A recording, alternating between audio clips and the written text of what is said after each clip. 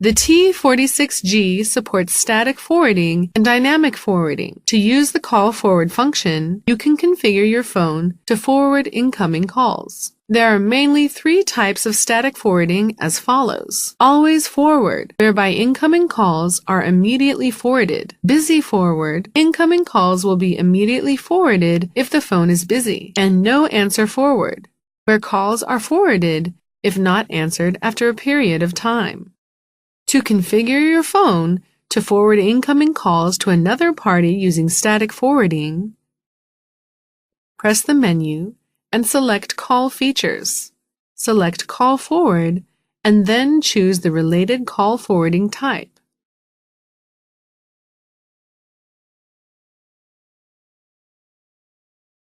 Enter the Set page.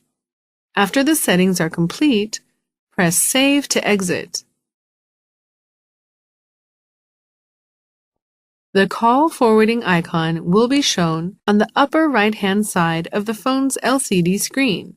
When the phone receives a call, it will be forwarded. Meanwhile, the LCD screen will display the call forwarding information. You can press View to check the forwarding record. Once the call forward function has successfully been set, if you wish to disable it, just press the Transfer shortcut key.